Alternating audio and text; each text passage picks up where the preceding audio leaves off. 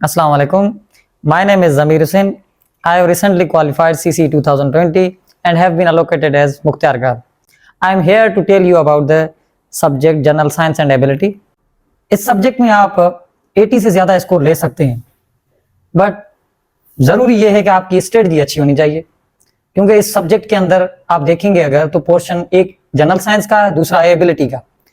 Ability का वो portion है जहां से आप 40 आउट ऑफ 40 मार्क्स ले सकते हैं। सेकंडली जो आपका साइंस का पोर्शन है उसमें भी आप अच्छा स्कोर कर सकते हैं।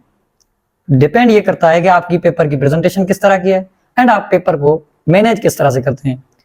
ये एक सीएसएस के अंदर या सीसी के अंदर वो पेपर है जिसके सबसे ज्यादा क्वेश्चंस होते हैं, क्योंकि इसमें हर क्वेश्चन जो है वो आपका 5 मार्क्स का होता है। एंड यहाँ पर आपकी आती है टाइम मैनेजमेंट। अगर आपकी टाइम मैनेजमेंट अच्छी होगी, आपकी प्रैक्टिस अच्छी होगी इस सब्जेक्ट की, तो फिर आप इस सब्जेक्ट में स्कोर अच्छा कर सकते हैं। इस सब्जेक्ट में अगर आप देखेंगे तो आपके क्वेश्चंस हो जाते हैं, हर क्वेश्चन के अंदर पार्ट होते हैं 4 और हर पार्ट जो है वो 5 मार्क्स का होता है। अब ये क्वेश्चन आपके 2 क्वेश्चन होते हैं एबिलिटी के एंड 2 होते हैं जनरल साइंस के। इसके आपके क्वेश्चंस टोटल हो जाते हैं 16। अब 16 क्वेश्चन, हर पार्ट जो है वो 5 मार्क्स का है। अब आपने जितनी मार्क्स हैं उस हिसाब से आपने इसको टाइम को डिवाइड करना है। अब अगर आप इसमें टाइम डिवीजन देखें कि 3 घंटे हैं आपके पास, आप अगर एमसीक्यूज 20 to 10 मिनट्स के अंदर आप अगर कर सकते हैं तो आपका बाकी को मिनट जो बच जाते हैं उनको आपने मैनेज करना है किसके लिए, रिटर्न के पेपर के लिए। यहाँ पर आप जो एक पार्ट है उसमें ज्यादा से ज्यादा आप 10 से 12 मिनट दे सकते हैं। तो आपने इस तरह से इस क्वेश्चन को, जनरल साइंस एंड एबिलिटी के क्वेश्चन को इस तरह से करना है कि ताकि आप 10 से 12 मिनट के अंदर उसको कंप्लीट कर सकें। अगर आप इस तरह से हर क्वेश्चन को टाइमली कंप्लीट कर देंगे तो आप अच्छा स्कोर भी ले सकते हैं एंड आपका टाइम के हवाले से पेपर भी कंप्लीट हो सकता है। मेनली जनरल साइंस का जो पोर्शन है उसमें आपकी पेपर की प्रेजेंटेशन, आपके डायग्राम्स, फ्लो चार्ट्स वो मैटर करते हैं। क्वेश्चन 5 मार्क्स का है, आपने टू द पॉइंट लिखना होता है। एंड अगर आपका पेज जिस तरह से है वो 2 साइड्स आप अगर 5 मार्क्स के लिए लिख देते हैं तो मोर देन इनफ है। इस हवाले से आप अगर क्वेश्चन को अटेम्प्ट करेंगे, इतना ही लिखेंगे, प्रेजेंटेशन अच्छी करेंगे तो आप स्कोर इसमें हाई ले सकते हैं।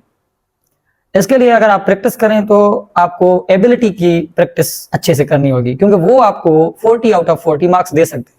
यहाँ पर ही आपको लिवरेज मिलता है बाकी सब्जेक्ट से, क्योंकि वहां पर आपको हो सके थ्योरेटिकली वो आपके थ्योरी में मार्क्स कम कर दे, वो हो सकता है फुल आउट ऑफ फुल ना दे, लेकिन आपके प्रॉब्लम्स में यही बात अच्छी है कि आपके full out of full marks मिल सकते हैं। तो ज्यादा से ज्यादा जितनी आपकी प्रैक्टिस होगी एबिलिटी की तो आप स्कोर अच्छा कर सकते हैं। अगर आप उसको इग्नोर करके सिर्फ साइंस पे फोकस करेंगे तो आपको क्वेश्चन फिर भी 2 ही अटेम्प्ट करने हैं, तो आप उसमें से 40 में से आप ज्यादा से ज्यादा लेंगे तो भी 30 ले सकते हैं या 33। यही है स्ट्रेटजी जो आप क्या कहते हैं इस सब्जेक्ट के हवाले से लेंगे तो आप हाई स्कोर कर सकते हैं। रिसोर्सेज, जो सोर्सेज आप इसके लिए जो फॉलो करना चाह रहे हैं तो आप बेहतर है कि आप पास पेपर्स को रखें साथ में, 5 ईयर्स के जो लास्ट 5 ईयर्स के जो पास पेपर्स हैं उनको साथ रखें, और आपके जो सिलेबस दिया हुआ है सीएसएस का जो 2016 का है सिलेबस है वो रखें साथ में, एंड जो रिकमेंडेड सोर्सेज हैं वो आप रखें साथ में। अगर आप एक कोई बुक क्या कहते हैं फॉलो करना चाह रहे हैं तो आप किप्स वालों की बुक है वो भी ठीक है, आप अगर उसको फॉलो करें, उसमें भी टू द पॉइंट छोटा लिखा हुआ है। दूसरी किताब जो है मियां शफीक की वो भी ठीक है, लेकिन प्रिपेयर आपने करना है। प्रिपेयर अपनी तरफ से आपने इस तरह से करना है कि आप क्वेश्चन को किस तरह से अटेम्प्ट कर रहे हैं। या तो बेस्ट प्रैक्टिस ये है कि आप इनके क्वेश्चंस को ही देखें, आप मैक्सिमम को 40 to 50 क्वेश्चंस लें पास पेपर्स के जो मोस्ट इंपॉर्टेंट हैं, उन क्वेश्चंस को ही अटेम्प्ट करें। उससे आपको ये होगा कि आपने जो मेन मेजर डायमेंशंस होंगी उन क्वेश्चंस की वो भी आपकी कवर हो जाएंगी।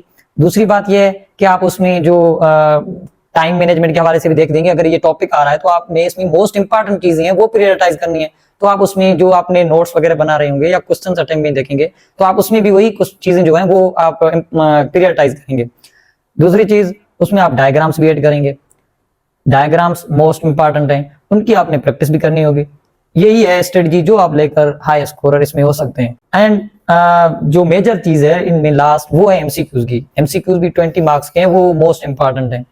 यहाँ पर आपको एमसीक्यूज प्रिपेयर करने के लिए आप कोशिश ये करें कि जिस तरह से ये तो आप टॉपिक जो कवर कर रहे हैं उनके आपके हो जाएंगे एमसीक्यूज, साथ में आप इनके जो पास पेपर्स के एमसीक्यूज हैं वो कवर करें।